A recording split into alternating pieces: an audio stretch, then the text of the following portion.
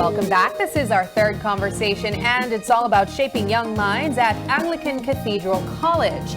We are joined this morning by Shanique Saldano in the middle. She's an English and Belizean Studies teacher at ACC. Also here with us is David Middleton to my immediate left. He's a life skills and job preparedness teacher.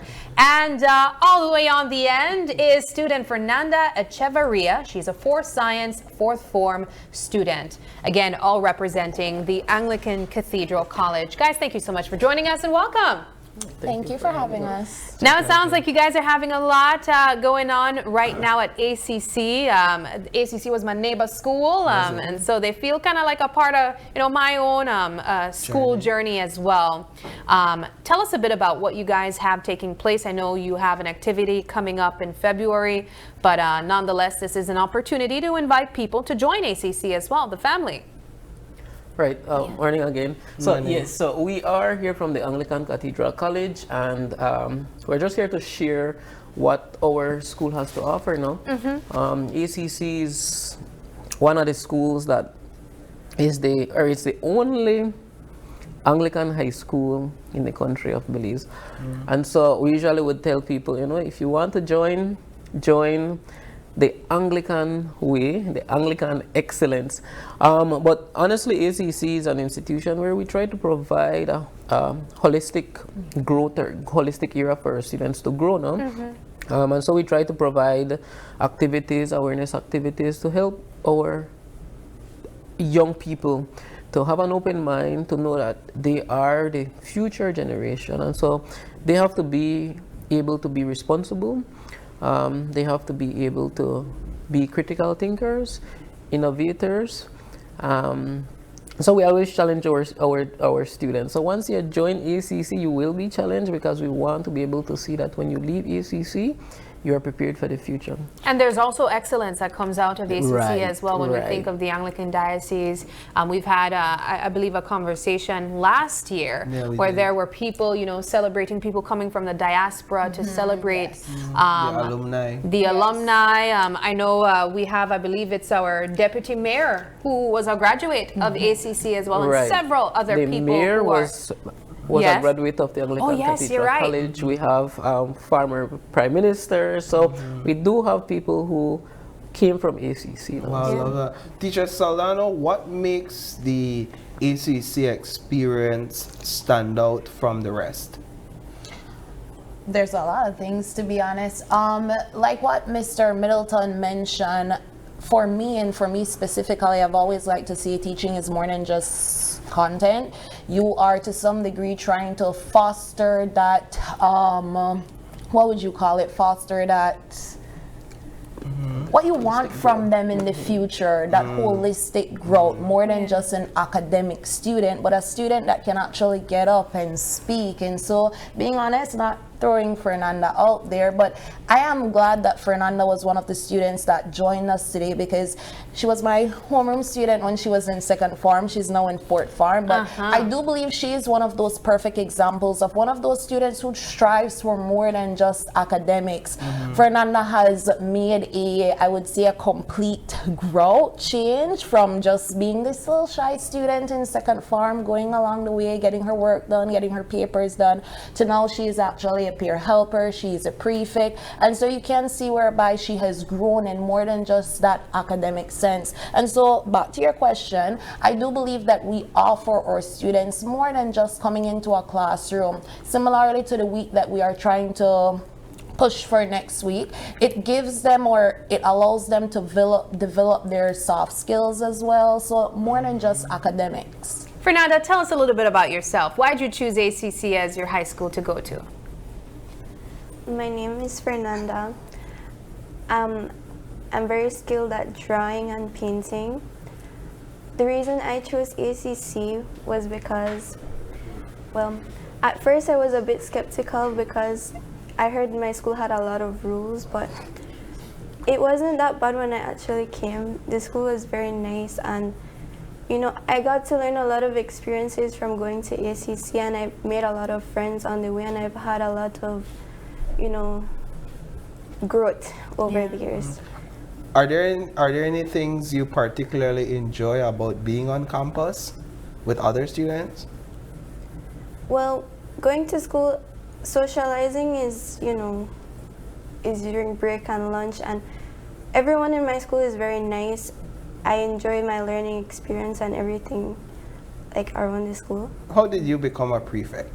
What did that take for you? Well, I had to do a bit of summer camp to be a prefect, and I had to do a lot of speaking and things. We did a bit of an activity during summer where I had to, I think it was someone from City Council, he came and we did a bunch of activities like drawing, writing. He asked us a lot of questions, and after the end I passed and I became a prefect. So what made you want to become a prefect? Well, I would say I'm kind of like, I put myself in a leader role when it comes to my classmates and my friends around me. Like everyone says, I'm very helpful. So I wanted to guide people more. I wanted to help out my classmates, my schoolmates in anything I can help them out with. So you went from being concerned about too much rules to now being a part of the One of the enforcer of the rules. Look at it's that. really not that bad. Like, Okay, it's not that bad. it's not that bad. I don't think my school rules are very difficult to follow. I think it's very easy if you pay attention and listen to what they tell you to do. I like that. I'm glad to hear Like I that. said, very lovely. Yes, Very I'm glad to lovely. hear that. So next week the school is engaging in a program. Talk to us about what's happening next week. Yes, so every year we try to create some awareness activity for young people where they could be the voices. And last year we had an Empower Her event and a Brotherhood Day. That was two separate events where we had all our female students come together in one, where they could share similar experiences, similarly with the males.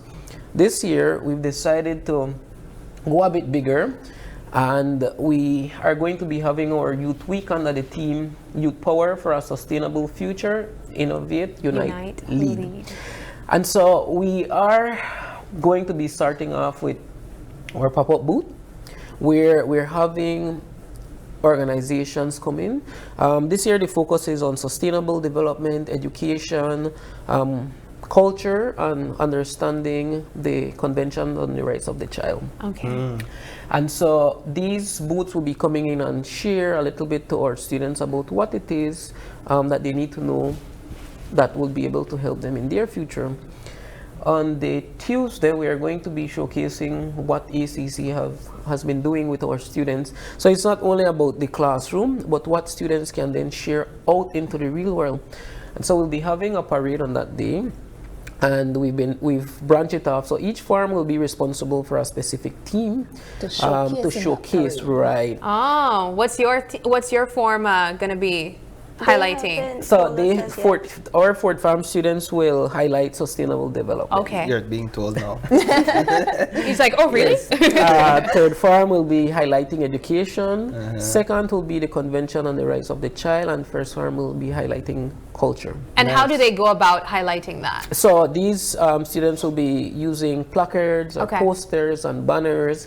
I know for third farm they are going to be doing a mixture in Spanish as well. So the banners will be done in Spanish, and that way when our students are out showing what they have learned, if you are not able to read fluent in English or understand English, you're able to understand it through your language, Yes. Spanish. And so we've decided to do a little bit of different Yeah. ideas along the way. And on the Wednesday, we are going to be having our grand youth rally. To close things off with a bang. Yes, and so this year we have decided to do it a little bit different. Yes. And so we've invited our neighboring schools. So we've invited Wesley College, Nice. Mad Williams High School, Gwenlays, and Excelsior to be a part of this activity. During the rally, we'll be having a panel discussion. And I think the important part of the panel discussion is because our young people will be the ones who will be sitting there talking about issues that affect young people and what they can do to help themselves for the future. And so we've invited one student from each of the schools to sit in And some of the topics that we'll be discussing will be staying in school, Peer youth pressure. voices, peer pressure, mental health. Wow. That sounds like something I think Yeah, a lot of people would love to listen to as It well. shows that over at ACC it's more than just staying in the classroom and learning. It's about that holistic growth that you all Yes. were seeing from the start, teacher Saldana. And so for the panel discussion, being honest, I was really a fan of that one. I really tried to push for that one because for me, it's like what I mentioned, and Mr. Middleton shared the same sentiments as well. For our youth week, we wanted it to be more than simply presentations being done to our students, for them to just be sitting and seeing Yeah. presentations, but for them to actually take part, for them to be engaged in it, so they're actually doing something. And last year when we did I'm a female, so I didn't go to the Brotherhood Day, but No. for the Female Empowerment Day, we did do something of that sort. So Mr. Middleton did put together a panel for them, and we had one of our students who was a part of the panel, and then other females who basically were able to sit and speak to them. And so I like the idea of doing that. However, having all the different students, having them share their experiences, share their mindset, and being able to sit in a circle and have a conversation with each other, Yeah. understanding the different points of view and being able to respect each other's points of view. So I do like that using that activity, we actually get to see our students in a different light to some degree. Yeah. Madam Prefect, why do you think it is important one reason why you think it's important for students to learn from students like this? Well, I think it's important because, for instance, when I was in my group for the females, we were talking about, our period cycles, our menstruation, everything that keeps us clean and stuff. So I think that was very important for us to know, because as some females, like in school, they don't learn about that stuff at home. So I think it was important to learn it at school, where there's other people around you who have, more things in common with you. I love that. Are these That's a great answer. conversations, based on your peers and being a leader, but are these the types of conversations that young people are having when the adults or when the teachers leave the classroom? Like about our menstruation. About what was just mentioned, if they feel that they're being heard, if they feel, are they having conversations about, other young people who are dropping out of school, and is it important to continue school? Yes, I feel like we talk about it more as teens with each other than we talk about it with other grown-ups, because we feel more safer talking to each other about these things than with older people, because we get each other more. Yeah. That makes so much sense. Absolutely. I mean, we were teenagers. We know how that feels. I Yeah, was just here like we're older people now. Yeah. No, but We were just here like yesterday. even at this age, there are certain things we talk about between each other that Yeah. we don't want adults doing. We're adults. Right? But I know that you mentioned other schools will be invited to the rally, to the other events that will be taking place as well. How can, us on the outside view in and support? Is this something that we can expect, other activities like this throughout the year as well? Right, so we do have activities through the year that actually showcase different awareness that we want our students to be knowledgeable of. This is one event that when we went to the drawing board to prepare for it, at the initial stage, the event was very costly. And so we had to go back again and see how we could then reduce certain things. In all honesty, we wanted to use the Belize Civic Center, where we could have invited more schools and have the public come in and view what ACC actually has to offer. Unfortunately, the Belize is only able to host roughly 600, and that's our target group. So Yes. we are going to be hosting about 600 students on that day. But I guess if the media house would want to stop in and Always welcome. yeah, right, they're always welcome, especially at looking at the rally itself. There's a portion where we are going to be highlighting several students. So we're going to be giving awards to several of our students on that day. Some of the categories is academic excellence, the Phoenix Award, and so we have 16 students that we'll be giving a Resilient Award to. And these are students who have faced some sort of adversity, and these students are able to bounce back. And it does not mean that these students maybe are struggling because they're living in poverty, but maybe something within their lives had happened, and these students were able to use that to get back up, focus on their academics, focus on their social self, and continue to be the person they are. And from that group of students, we'll be selecting one student that will be receiving the Phoenix Award. We will also be highlighting a student who is versed in supporting their community and their environment, because we also want to be able to share that it's important to protect our community, protect our environment. Many times we walk on the street and we see students maybe would be eating, and after they're finished, they would throw it on the ground and litter, right? So we want our students to know that it's important to protect our environment. It's important to protect our community. We are a part of the community. So that's some of the awards that we will be giving out on that day. So. All right, I could just imagine the energy that will be in place next week, Wednesday. It's going to be hype. Before we take a quick break, I want to engage you guys in a quick activity. Since you guys are teachers, you know all about this, right? Activity on the spot. We have a pop quiz for you guys, and it is our cultural phrase of the day. Now, I want you guys to decode this and tell me what it means. It's really a Creole proverb. Now, it goes like this. Da no way you no have tongue, make cow no talk. Da no way you no have tongue, make cow no talk. And this translates in to English as... It is not that it doesn't have a tongue that makes a cow not talk. That first time I got it. I mean a Creole to the bone. It is not that it doesn't have a tongue that makes a cow not talk. What does that mean? What does that mean, guys? There's no way you not have tongue make cow not talk. I would love to hear particularly from our Belizean Studies English teacher. If I'm being honest, like I think there's actually a card game where you just say or something like that. Yeah, and so I've seen some of the colloquial terms before. For me, I'm sorry, I Belizean Studies, yes. However, I'm a bit more literal in interpretation. So for me, I'm just getting from it something else as you are able. All right, you want to repeat it, Thea? I'm okay. I'm trying to articulate how I'm going to explain this now. Okay, so something else is basically hindering you from speaking about a specific topic. Okay. What do you think, Mr. Middleton? Right, I was just going to say the same thing. Now that when it's take you on, right? No. Right?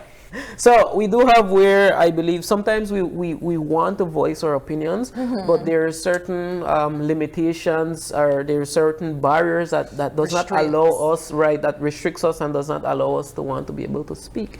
Maybe if we're speaking out, we are afraid that something might happen.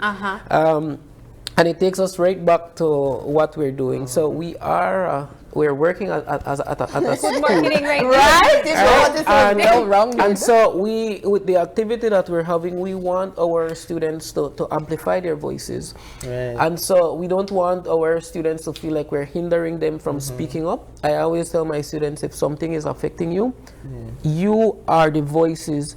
If it is that you're going to create a petition and draft it and send it to the principal, go ahead, but always remember to be respectful. He's a life skills teacher. I know that mean one line statement. I will look for a one line answer. I gave my one line answer. I gave my one line answer. Right? But actually, so I think it makes more sense when you say it like they call, not they talk, not because they have. Well, yeah. Anyway, so I can't translate it the other way, but the meaning is, you don't have to repeat everything you see, hear, or know. Oh wow, I did not expect that one. Yeah, I mean, right? But yes, I like you guys. Yeah, I like it too. I prefer those. All right. Well, we take another quick break, but don't go anywhere. When we come back, our next conversation is fighting to rise through the ropes with Pro FC.